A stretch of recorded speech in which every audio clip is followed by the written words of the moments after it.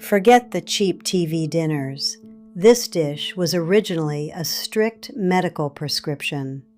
If I say Salisbury steak, you probably picture a frozen tray from the 1950s. But long before the era of television dinners, this dish had a very different purpose. It wasn't a cheap convenience meal.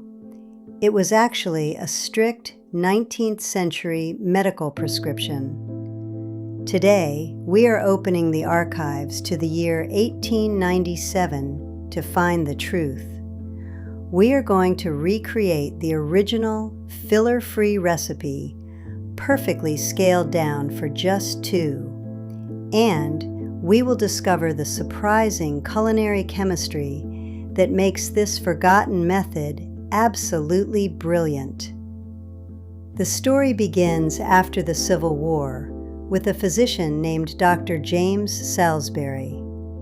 He was treating veterans suffering from severe digestive ailments, searching for a restorative dietary cure.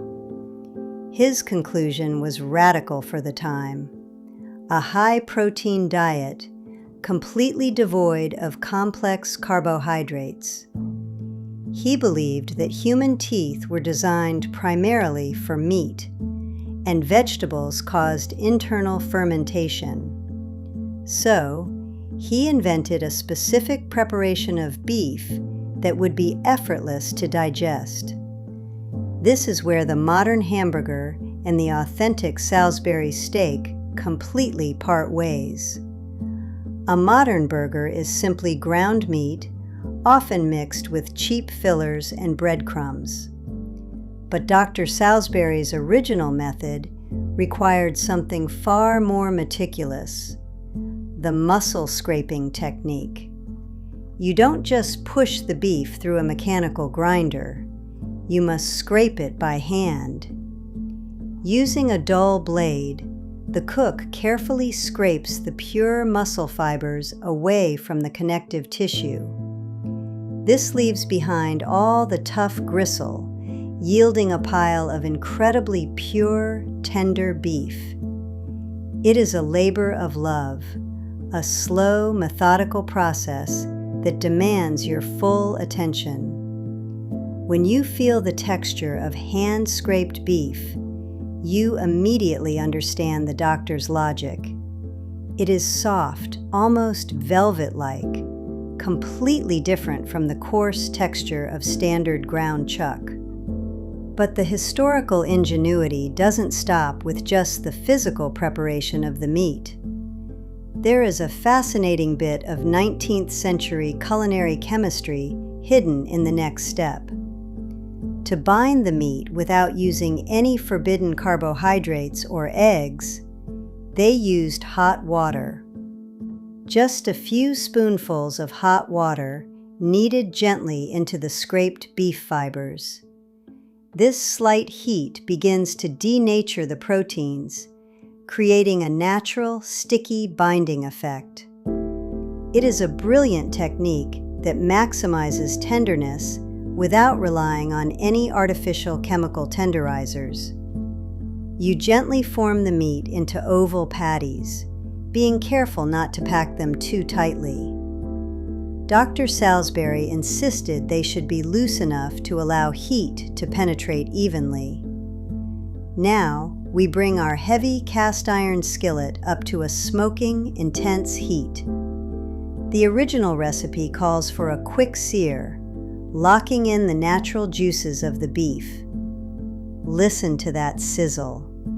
It is the sound of pure, unadulterated history coming back to life. We cook them just until the outside is deeply browned, leaving the center slightly rare.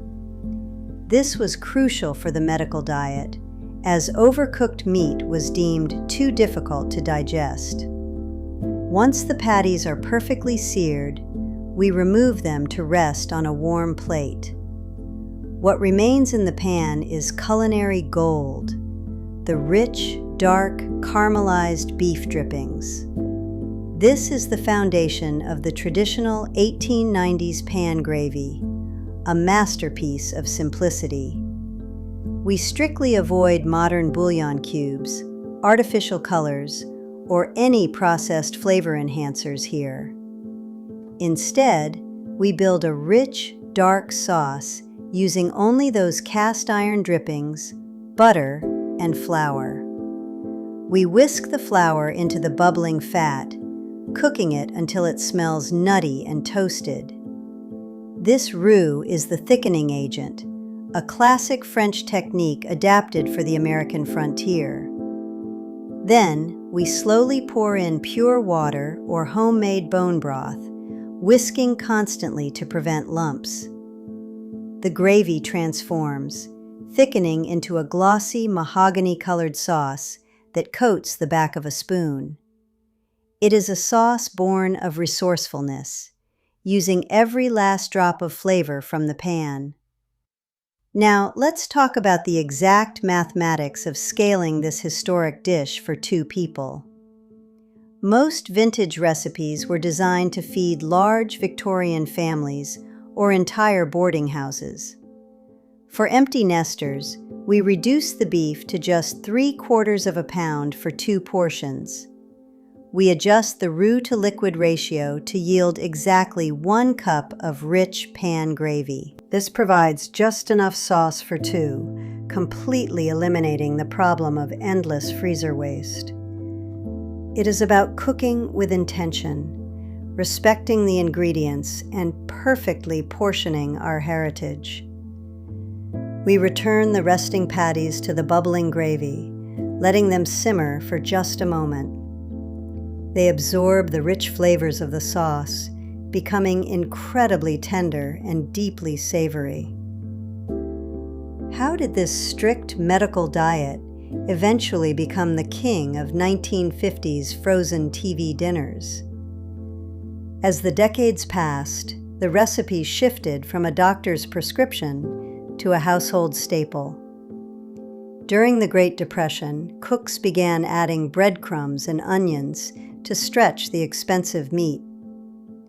By the post-war era, the food industry realized it was the perfect candidate for mass production. It was easily formed, froze beautifully, and the heavy gravy masked any imperfections in the meat.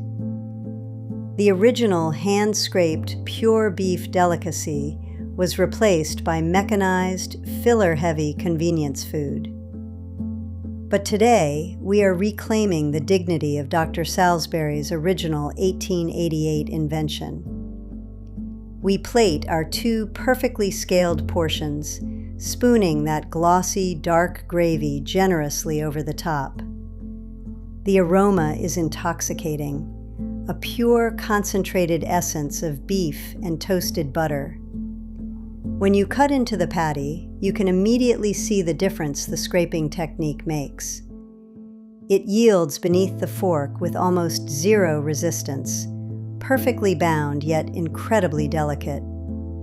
The flavor is profoundly beefy, unclouded by breadcrumbs, onions, or artificial seasonings. It is a taste of the late 19th century, preserved in a simple cast iron skillet.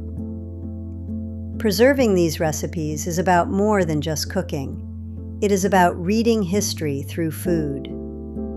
Every time we recreate a dish like this, we honor the resourcefulness of the cooks before us. We learn that sometimes the old, laborious methods truly do produce superior culinary results. You don't need a factory or a frozen tray to enjoy a comforting Salisbury steak. You just need good ingredients, a little patience, and a willingness to learn from the past.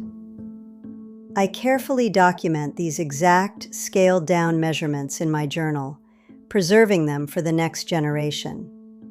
Because flavors like this, born from historical necessity, are far too precious to be forgotten. They connect us to the veterans, the doctors, and the home cooks of the 19th century. They remind us that our culinary heritage is rich, complex, and deeply rooted in American history. I want you to try this scraping method at home, just once, to feel the difference. You will be amazed at how such a simple technique can completely transform a humble ingredient. It is a profound, empathetic link to the past, served warm on a dinner plate. The history of American food is written in our handwritten recipe cards and our cast iron pans. And now, this authentic 1890s Salisbury steak has found its rightful place in the archive. Tell me, what are your strongest memories of eating Salisbury steak or TV dinners growing up? Share your family's stories in the comments below, and let's keep this history alive together.